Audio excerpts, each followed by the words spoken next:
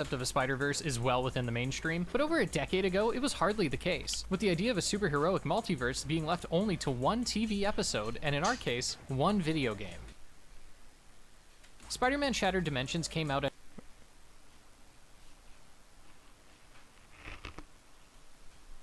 a time when Spider-Man games were becoming increasingly synonymous with open worlds, because the way the character moves is one of his most defining traits. Since Spider-Man 2, every Spider-Man game aside from the mediocre Friend or Foe had been an open world. So imagine the surprise when Spider-Man Shattered Dimensions was a linear, combat-focused game. Even that's what I was talking about. That's what I was talking about earlier. Shattered Dimensions was a linear, combat-focused game.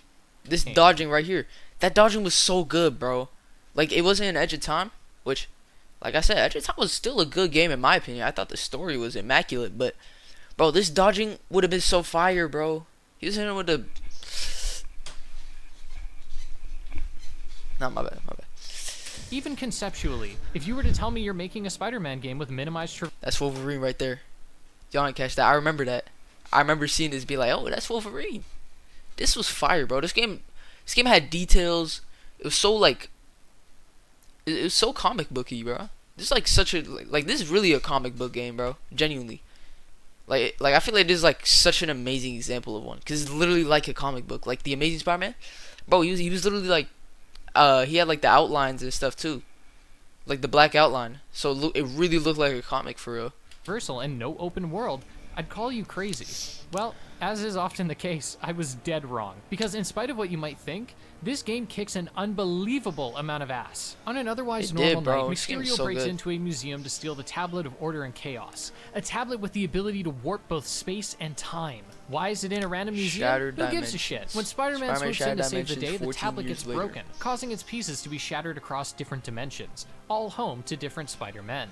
With the help of Madam Web, the four Spider-Men are able to band together to get the pieces from a slew of villains to be honest, order to the story, it was decent, but it wasn't like Edge of Time story. They went crazy on that. I ain't gonna lie, bro. Like Edge of Time story, like they were really going crazy on that. I'm not like I really like Edge of Time, bro.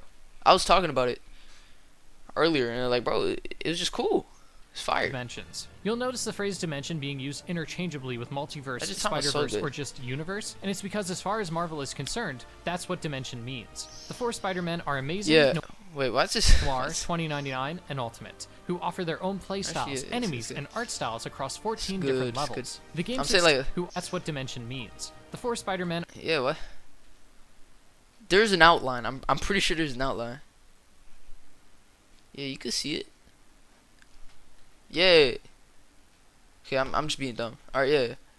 You see the outlines, like the outlines, bro. Are amazing, it's like Noir, it's really like a comic book. And Ultimate, who offer their own playstyles, enemies, and art styles. I'm pretty sure it's more like different levels. thicker outline. The game succeeds at a lot. Yeah, like right here. Little, and overall, I'll see that outline. You buy it. Of course, as always, it's not available for purchase directly from Activision, so you'll need to find a used copy or perhaps sail the high seas. After 14 years, Spider-Man Shattered Dimensions remains a good game, a great game, and so innovative, bro. Like with the stealth, the like, bro, I'm pretty sure this game like inspired the Spider-Verse. I think I heard something like that. I don't know. I don't know, but yeah, like I heard like it was like some dude got inspired by the game, and I was talking about it earlier. Like some dude got inspired by the game, and like he was like, oh, I'm gonna make the Spider-Verse. Or something like that. I don't know. Maybe I'm wrong.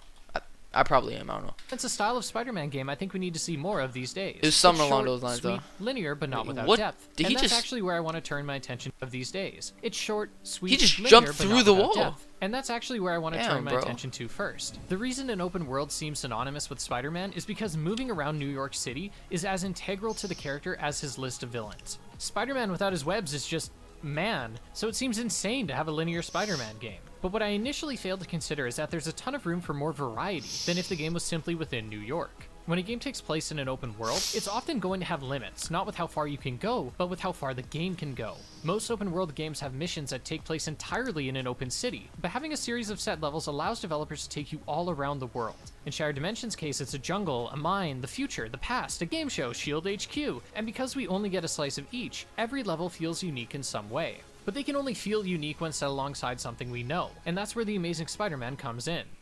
I may not have a lot of hair up on this head, but on my other head, it is Speaking of earlier international classical web uses of Spider-Man a heavy hunt in North Pride and True. Classic costume, classic villains, and generally classic gameplay featuring a heavy helping of web weapons like hammers, chain ball, whatever things, along with more tactical web uses like pulling and swinging. The basic web functions are given to each Spider-Man, but Amazing Spider-Man is the only one to make use of web constructs, which give him that special sauce along with his art style that seems reminiscent of an older cartoon or comic. His voice, on the other hand, is the exact opposite, as it featured Neil Patrick Harris, who previously voiced a character in an animated series, which was relatively new when this game had been released. Amazing Spider-Man's greatest strength is the bombastic use of web constructs, though I will admit that his gameplay compared to the others feels rather vanilla. The enemies you fight are all grounded, aside from Sandman, who's grounded in other ways, and generally, the starting stage with Kraven was one of my least favorites, especially because of his goofy mug that the game insists on shoving quite literally in your face at all times. Shattered Dimensions, for some reason, puts you in first-person mode a lot, and honestly, wait, what'd he say? At all times, especially because of his goofy mug that the game insists on shoving quite literally in your face at all times. Wait, what's he talking about? What does he mean mug? Like this? A mug? I think I'm just hearing him wrong. Some reason puts you in first-person mode a lot, and honestly, I don't mind it at all. It heightens immersion, sometimes heightens the size of the enemies, and was unique enough for it to be carried by novelty if nothing else. With most boss encounters, there will be a small QuickTime event where you can dodge some of their attacks and dish out your own, either, but they could have done more. The fistfights would be better if there were more back and forth between you and the villain. Punch them while at the same time dodging their attacks, countering, dodging in certain directions. It's not long, we just punch away before we're forcibly stopped, and then the boss gives a 3-second wind-up for an attack that is dodged the same way every time, and with a button prompt on screen too, as to not leave any players behind. Neat the first few times, but boring by the end. I'm not gonna lie, there's not a lot of like Carnage games with Carnage in them. Oh, Spider-Man 2 is about to have it. Not in a DLC. I mean, we thought it was, but I'm assuming it will be in the next game. Honestly, it will probably just be the whole game is about that. Like, I would imagine it would be, cause like, yeah, it would be. No. One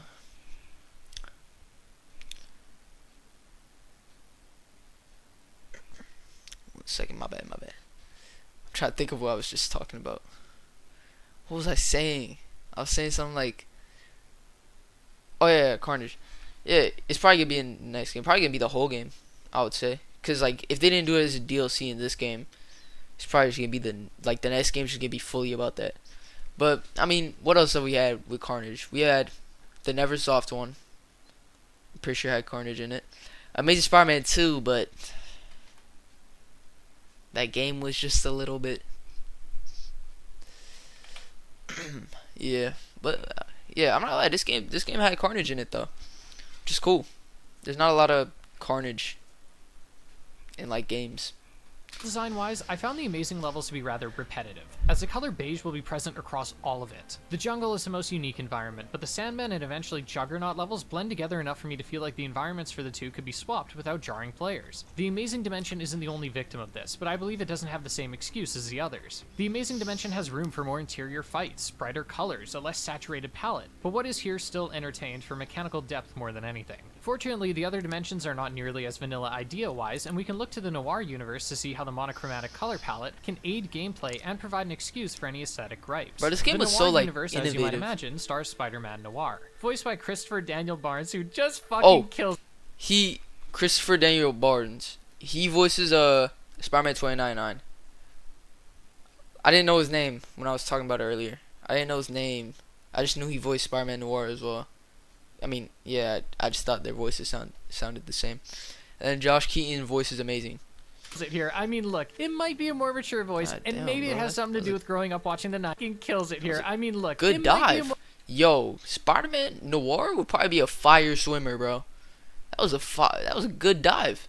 More mature voice, and maybe it has something to do with growing up watching the 90s cartoon. Talking a but lot, every time I heard his voice, I felt like I was right at home. The color palette here is much simpler, going for a sepia tone when exposed to the light, and when hidden in shadows, everything is black and white, which offers a unique way of showing players that they are in the shadows. The issue I ran into sometimes, and perhaps this is my eyes being admittedly poor, is that I would not be able to immediately tell the difference between being in the shadows or being in the light, and this was especially the case when the light sources became less defined and more varied. It may seem like a nitpick to make us think about it, but when your character that is entirely based around stealth only has a few mechanics, Those mechanics should be rock solid. Stealth is where a majority of the gameplay takes place, and the basics are, if you're close to an enemy, you perform a takedown. All enemies have undefined vision cones that are extremely small in the dark and extremely large in the light. There are wall takedowns, perch takedowns, and stationary takedowns. While not explicitly explained to you, there are also mild noise mechanics, so if you drop behind an enemy from a high distance, they will hear it, turn around, and spot you. That is it as far as stealth mechanics go. No hiding bodies, no control over how enemies are taken down, which is a shame as some animations will have Peter being lunged forward into the light and others will keep you in place. I don't intend to criticize this because I think the game needs more, but because the game thinks it needs more.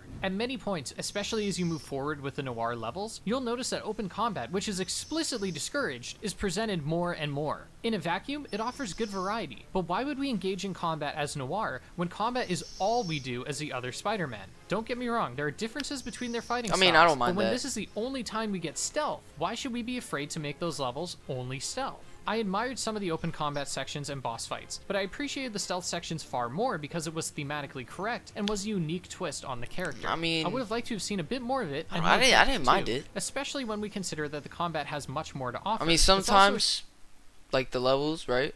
Because when I completed the game, like I played it a long time ago, but I completed it again. I played it like pretty recently, and like honestly, because I played on hard mode, the levels they took a long time, bro. So sometimes like in a level, right? At least me, I was playing on hard mode, like I said. If the levels taking so long, sometimes like you ain't just trying to do stealth the whole time. You might enjoy a little bit of combat here and there, you know. I mean, the levels are still mainly about stealth. It's just they have a little bit of combat in there, which I don't mind. Shame that the detective vision is applied to all Spider-Men, making Noir's special utility not all that special. It's not as though they're out of ideas either, as each level provided a unique challenge, with the carnival being a specific highlight. At said carnival, there are fireworks going off every few seconds that temporarily illuminate the entire park, yourself included, which forces you to move faster and play with a light rhythm that made this level the most challenging and the most fun. The only time inconsistency was noticed this was a during good level. The goblin fight, as when you enter stealth, you'll be spotted one. while in the dark, and I couldn't figure out why. I don't think he saw me, but he clearly did, and maybe it's a skill issue. I also found that the first-person perspective enhanced Noir's aesthetic, as especially with the Green Goblin and Vulture chases, we got to see the well-crafted atmosphere as close up as possible. If we travel forward to the future, we'll find that there's a return to basic combat, this time with greater focus on speed. Ironically, 2099's special ability is one that causes the game to slow down. And while many believe this to be a useful utility, I never found it made much of a difference outside of a specific enemy. Said enemies fire rockets at you that come so fast so you can't reliably dodge it without slowing time. So I held on to the ability all the time, as it was on an admittedly short cooldown, to make sure that whenever that specific enemy showed up, which isn't that often, they can be dealt with immediately. Regardless, the other gimmick of 2099 is verticality, as you'll be diving through obstacles, and this was a fun mix-up. It's quite simple, but like the first-person Punch-Out segments, it never stuck around long enough to get old. Where 2099 struggles most is in the environments. I found the future to be oddly dull, which I know contradicts all the bright lights, but what I mean is that, especially interiors, felt samey. But what I was gonna say though is a lot of people, from my memory, a lot of people did not like the free falls. Even or maybe I'm thinking of like Edge of Time. But did people like it here more, or like they just didn't like it in Edge of Time? I don't know, but Edge of Time, even Edge of Time, I didn't hate it. I thought it was alright. I was talking about that earlier too. I've been talking about Spider-Man for like an hour. Before watching this, not an hour, but like a little while. I feel like here's the thing. It's like it's just kind of cool. Like I don't hate it. Like I know people are saying like I'm pretty sure it's like overused in Edge of Time, but I don't know. I didn't have an issue with it. And in this game I didn't have an issue with it either. I thought it was alright. But yeah, I'm gonna keep it going. I couldn't by a single screenshot tell what stage I was in, and I think for a game that's biggest strength is variety, is odd. Maybe it lacks the dystopian aspect of it. This version of the future has actual flying cars, massive neon architecture, and while at first it was nice to look at, it was all we saw that indicated it was in the future at all. If the future is all just bright lights and metallic finishes, that seems more like purgatory. Fortunately, I always looked forward to how 2099 handled its villains, and the answer is very well. This applies to every boss encounter, to be fair, but I specifically love the design of 2099 Hobgoblin and the Scorpion boss and class of enemies that made that level visually interesting, as we see a direct clash between organic life and synthetic structures. Aside from the usual praises like animation work, nothing about these dimensions stood out to me, and maybe that's a hot take. But at least the game finishes its cast out with the absolutely stellar Ultimate Universe. I know, I'm a sucker for Ultimate Spider-Man, but damn it, this universe is now absolutely leagues above the rest. You know, bro, Deadpool. In this game, Deadpool went crazy, bro. Like, that's probably my favorite level. One of my favorite levels. I love that level so much. Let's start easy with the symbiote, which features tendril whips with each attack. When he gave the tablet to him, and he turned around and said "Made in Canada," and like he tricked him. It's cool. It's cool, bro. You're not using his arms anymore and just letting the suit take over. We also get a rage mode, which while completely unoriginal, was at least used properly. Many of the encounters here are as hard as they come, with tons of enemies that are made significantly more doable by utilizing the rage mechanic. Once some upgrades are purchased, you'll spend more time inside rage than you will outside of it. And while it does mean the combat will see some repetitive animations, it also never gets old mowing through crowds of enemies like I was playing Dynasty Warriors. The art style here is just perfect. It totally builds upon the foundation of the Ultimate Spider-Man video game and made me even more heartbroken that we'll never see this universe in game form ever again. Despite my gripes with the absolute lack of we'll never see totally builds upon the foundation of the Ultimate Spider-Man video game and made me even more heartbroken that we'll never see this universe in game form ever again. Despite my gripes with the absolute lack of Ultimate Spider-Man, who knows? Now, maybe the point we will. remains that this was by far my favorite dimension, and I looked forward to every single I'll be the one to do it. The cast of villains here are extra bombastic. Electro balloons to the size of a building, Carnage creates zombie invasions, and we get a whole level dedicated to Deadpool, who would later get his own game that I covered on the channel. Game. I think I the played that variety game. in locales, villains, and general gameplay is at its peak here. Electro's goons all have the ability to teleport, often to vantage points. The Carnage zombies hold power in numbers. That's what like made the game aren't just good. Basic enemies, but everything surrounding said enemies is great. I will admit that the gameplay did get repetitive at points, especially in the Carnage missions, as you'll be spamming the basic rage. It wasn't even that. It was the I don't know if I said it while watching this video, but I was talking about it earlier. Like I said, I was talking a lot about Spider-Man earlier. The rescuing the civilians, it was kind of like I get it, because I mean Spider-Man, he's a hero, so like he's supposed to save people, and that's probably why like they had him save the civilian. But like I don't know, I just felt like it was kind of repetitive. A lot of the fights and stuff, like a lot of things were just repetitive, but like the gameplay was still fun. I really like the dodging where he's like, you feel me, like yo, what am I doing, bro? But yeah, I like the dodging a lot. I like the combat. I think the game is good. The game overall is just a good game. It's a really good game. Very innovative, very unique. It's very good. That, while influenced by the combos you've purchased and upgraded, are still relatively basic. But this criticism is held back by the sheer joy I still get when seeing a massive tendril slam behind Peter when doing a heavy attack. It's just full of weight and goop and I love it. Speaking of things I love, there are a good selection of alternate costumes here. Yo, why? A bit of spice to those repeat playthroughs. And the web of death. Is he like bricked up or something? Why'd he start like moaning or something, bro? He got mad excited. Heavy attack. It's just full of weight and goop and I love it. Speaking of things I love, there are a good selection of alternate costumes here that offer a bit of spice to those repeat playthroughs, and the Web of Destiny does a lot to make said replays more varied, because if I can't engage in the combat out of my own interest, then you can sure as hell force me to do it by putting experience behind it. There are upgrades that can be purchased both for characters across the board and for the specific Spider-Men. You purchase them by collecting Spider Essence, otherwise experience as dropped from enemies, gained from collecting Spider Tokens, and your performance throughout a level will also be rewarded with this game was actually hard on hard mode. Like, it was actually difficult on hard mode. Once the level is completed. The most efficient way, however, will be completing the Web of Destiny, which is a series of level-specific challenges. These made the game so much more fun because it encouraged me to experiment with different systems, look around the levels more, and when the reward is essentially more stuff to have fun with, it created an engaging snowball effect that was happening secondary to the already enjoyable gameplay at the forefront. My only gripe with the upgrades was that the character-specific upgrades were often more expensive. Why you look like that? I remember that. Why you look like that, bro? You look like, man, what does he look like? Yo, he got a nose on him right here.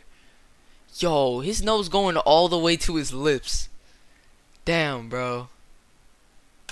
Was that the character-specific upgrades were often more expensive and less useful than the upgrades that benefited all the Spider-Men. There's a general crowd control attack that each spider can have, all bought separately, that while useful in some scenarios, is by no means a game changer. And yet if you were to buy said attack for all four, then you'd be spending way more than you would if you just bought an upgrade that boosts all the spiders' health, or gives all of them a new or extended combo. It's not as though these were here to pad out the upgrade slots, there's plenty even when grouping them, but it just meant that there were certain moves I never bothered to buy until I was so late in the game that I Drunk had better Spiderman? moves that made them redundant anyways. To add to the confusion is that I liked when a combo would apply to all Spider-Men because it meant I didn't have to relearn what tools were available to me between levels, keeping track of who has what upgrades. I believe this is why most of the character-specific upgrades were things like extending the symbiote rage time and reducing cooldown on abilities, because it could offer an enhancement that wouldn't change a character's tools, only how effective those tools were. Zooming out to talk about the combat as a whole, I found it more engaging for 2 playthroughs across all Spider-Men, barring Noir. I don't want to cry about it all day, but I just found myself being a bit bored when the one character with a completely different style of crime fighting is forced to abandon it for gameplay that's already better with the other characters. Otherwise, the goons you'll fight will be nothing unfamiliar.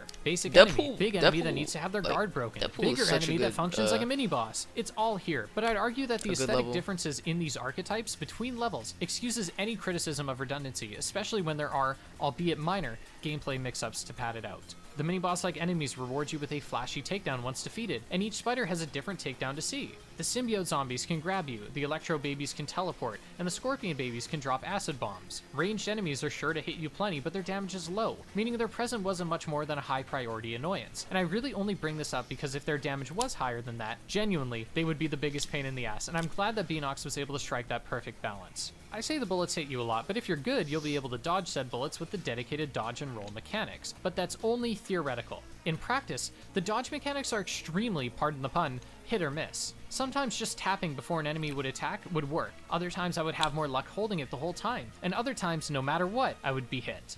I also found that when more than one enemy attacked at the same time, it wouldn't dodge them both, which was frustrating too. It became especially frustrating when having to dodge roll. You dodge roll by holding the left trigger and then pressing X while holding the direction you want to roll towards. Alternatively, tapping the trigger will do the same thing.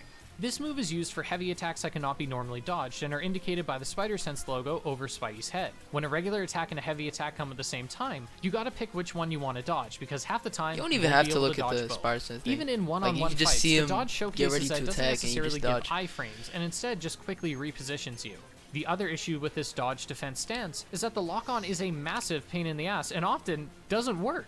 Locking on serves to center your, but the lock-on is a massive pain in the ass, and often the other issue with this dodge defense stance is that the lock-on is a that didn't even hit him. Look at, bro, it's all the way here. Massive pain in the ass. Wait, all the way over there. Doesn't work.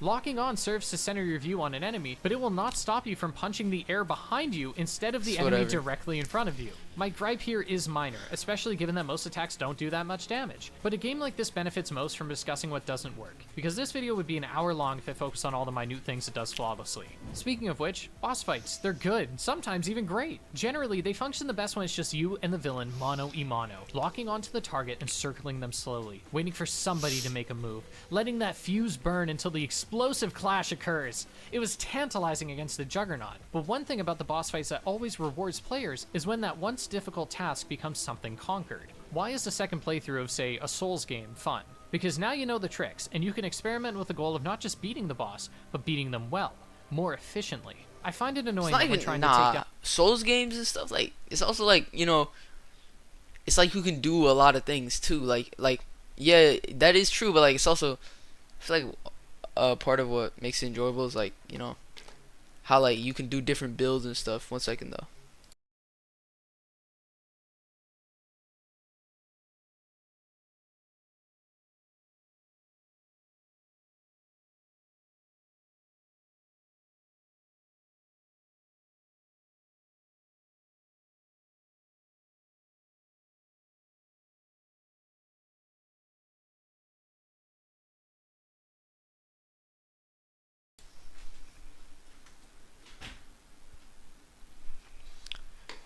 My bad. On some bosses, there are moments where I am forced to. Yeah, like I was saying, like, you can do different, like, yeah, I guess what you're saying is true, but you can do different builds. You can do, like, challenge runs, like Soul Level 1. Stuff like that. There's a lot you can do. Souls games are very replayable.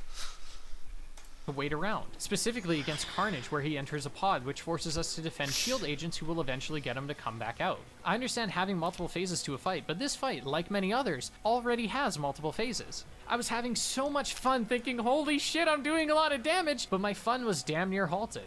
Otherwise, a lot of the bosses had well-telegraphed attacks and different stances they entered. Some required me to be on the back foot, others required me to play more aggressively, and sometimes I was just trading blows, and I found them to be incredibly fun, which is a good thing given how it's where most of the game takes place. The structure of each level revolves around these villains, and you're going to face them a few times before they run away, allowing you to give chase and engage in more simple gameplay, only to catch up, have them powered up by the tablet, and become even more dangerous. Each boss also has a trick to them. It often wasn't just beating them up. For Electro, we had to get him to break the dam that acts as our arena. For Hammerhead, we had to find ways of getting behind him and executing a stealth attack. We throw water on Sandman before he can be attacked. There's plenty of ways boss fights and general gameplay. I mean, sometimes though, I'm trying to fight, you know? To not list them all. I'm trying to fight a little you bit. might be led to believe but that it is cool though. Combat here, and while that is a majority of it, the context changes plenty. Shattered Dimensions is by no means a long game, clocking in at around 7 hours, and while it is a game I desperately wanted more from, that's a solid length for a game. I'd much rather a game be short and sweet than long and boring. And this game is loosely tied together by the plot I mentioned at the beginning of the video. Yo, this soundtrack is kind of fire. Kind of reminds me of like Serenity. The premise is a basic excuse for all the gameplay pieces to fall in line, and I can't complain, especially when a multiversal story, in my eyes, is so inherently complicated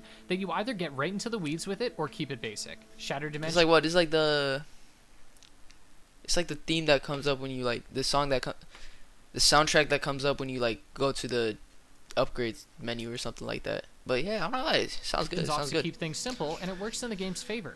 As the Spider-Men continue grabbing pieces of the tablets, Mysterio was able to get one of his own, and holds Madam Web hostage, claiming he will only release her once Spider-Man delivers all the pieces of the tablet to him. Once doing so, Mysterious becomes a god, and is able to tear down the fabric of space and time. The 4 Spider-Men do their part to take him down in what is a bit of an underwhelming fight, and that's where the game concludes. I wonder why we never got a fight with a human-sized Mysterio at the end. Like, maybe he doesn't have the tablet but still wants to put up a fight. I would have loved a final first-person sequence, except now, each swing, jab, uppercut, hook is of a different Spider-Man. Otherwise, the final fight was a decent enough test of strength, and I'll admit that the ending narration from Stan Lee was a good touch. Keep in mind, I'm not like that ending cutscene was so good. First crack at a new Spider-Man game, and the fact it sold more than Web of Shadows means they were pulled into the Spider-Man sweatshop, forced to churn out releases on the regular, quickly following up Shattered Dimensions with Spider-Man Edge of Time, which too was received well, but then they would go on to make the first Amazing Spider-Man game, and then the good game, bro. Panned this game is actually good. Spider-Man 2 game, before being canned like those before. That one though. Also, since I don't want to mention it when I cover Edge of Time, I wonder why they chose to have Miguel and Peter be the stars of the next game. To me, Noir and Ultimate were by far the most fun and visually diverse Dimensions. Yeah, I think it was like the dude saw a comic, the dude who wrote Spider-Man Edge of Time. He saw like a comic where it was Spider-Man and Miguel. And he really I think he wrote it or something. I don't know. I don't know what it was, but it was something like that. And he made it in the game. And bro, I'm not lying. I think it was like I'm saying the story and like the dynamic between Peter and Miguel was so good. A ton of depth. Regardless, it's a shame that as far as video games go, this is the last we would see of any Spider-Verse. Given the popularity of the Spider-Verse movies and given the wider diversity of the different Spider-Men and women, it truly feels like now is the time to bring the concept back to the video game medium, assuming Insomniac gets a break at some point. I also think a return to a more linear Spider-Man game could do the character some well. We're getting to a point where the open worlds are getting bigger, the story's getting crazier, the fate of New York is now a walk in the park. Maybe we take a page out of this game's book, or for a more recent example, the Guardians of the Galaxy game, and create a tighter-knit game with replay value, instead of one that is so wide and shallow that while it may spread out as far as the eye can see, we break our necks the moment we dive in.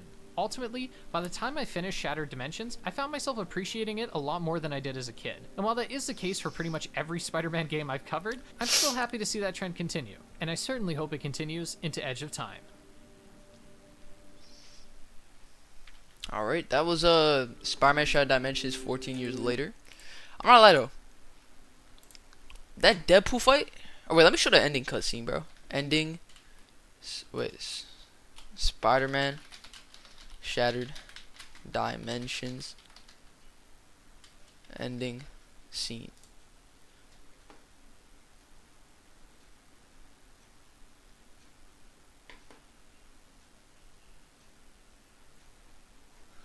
Yeah.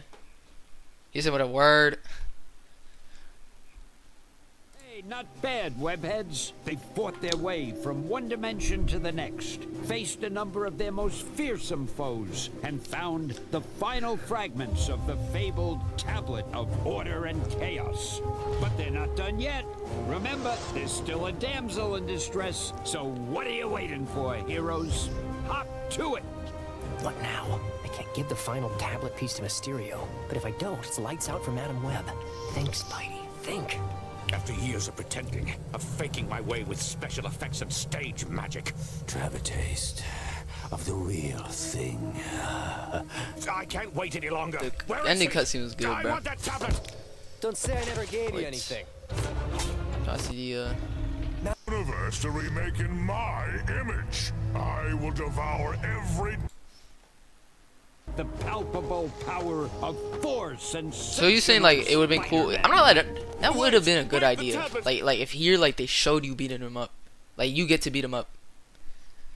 That would be fire. But I mean, how would they do that though? Cause like they would have to have all 4 Spider-Man like fighting him, like they were doing here, and you only play as one each time. Like you play one at a time. You don't play 4 at once. Maybe they would allow you for just that fight though. I don't know. It could still. Some guys never learn. And speaking of learning, you should learn how to count. Something tells me you're outnumbered. Gentlemen. I know how to count. My bad, bro. I hate this fella. Come Sorry. on, he's a blast to kick That's in the my bad. face. Pal, you got. I've been doing that like this whole stream, bro. That's my bad though. Damn, bro, it's an uppercut. Done. The walls of reality are rebuilding themselves. Guys are. Oh, Now, you must all return to your own dimension. this is what I was talking about. later, older and less cool versions of me. He's with a word. Hey, I'm from the future. To me, all you guys are ancient history. Good to know there is a future, and men like you to carry on the good fight. Word. Word. Next time you should hang around Word. longer. We could start a bridge club or something. Come on, Misty. Time to drop you off at Supervillain Daycare. And that ending, Spider-Man, you should this photo right here. This photo is fire too. And bro, there's so many good like things in this game. Like, Deadpool. Deadpool is mad good. Like, 1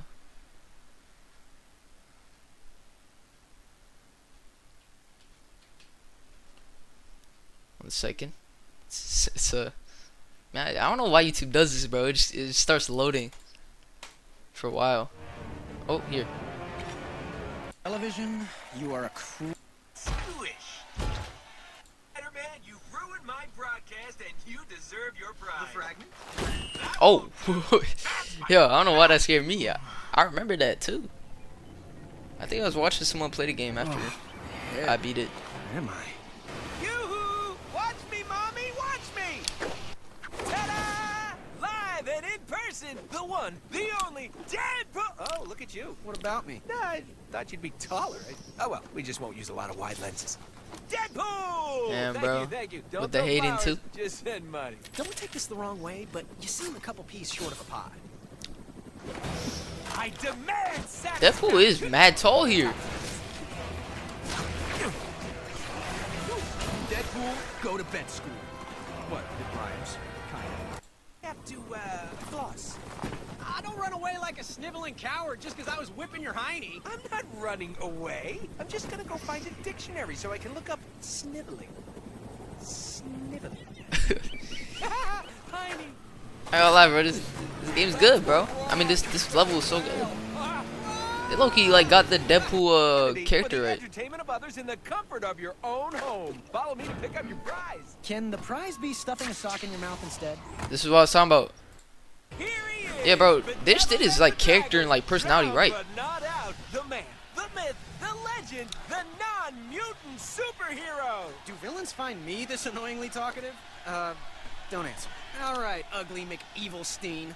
You're about to get canceled. And cut. That's a wrap. Great show, everybody. Great show. Here you go, kid. You earned it. Thanks. Hey, fair is fair, right? BTW.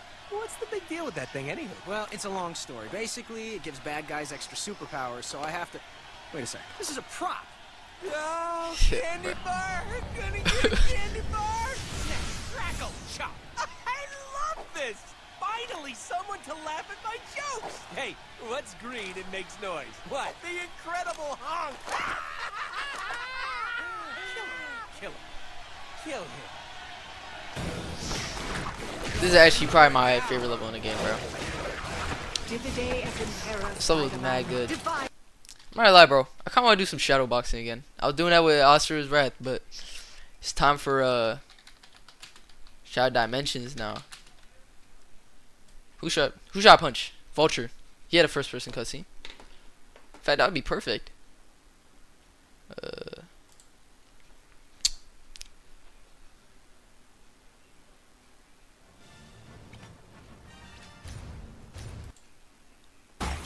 Oh, yep.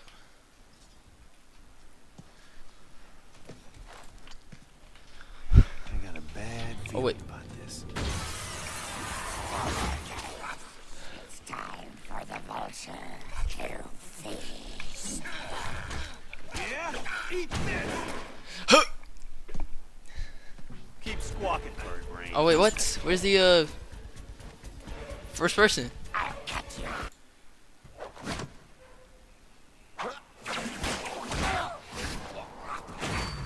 Damn, bro, I'm looking for something.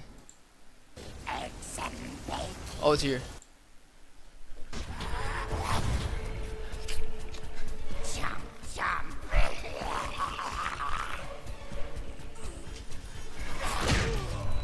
Oh wait, bro, this was trash. Couldn't even dodge.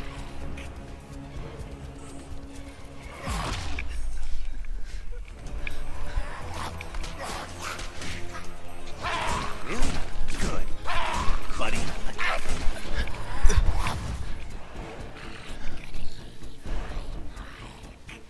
No, you won't, bro.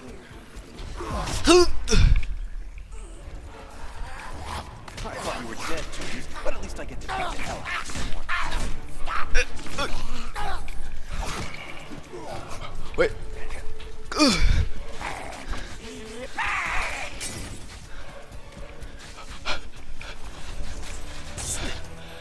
You give me the heebie-jeebies. Take this!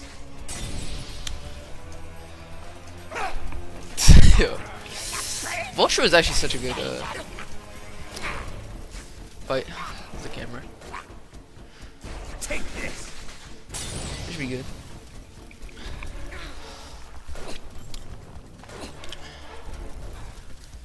Alright. That's it for Spider-Man Shattered Dimensions.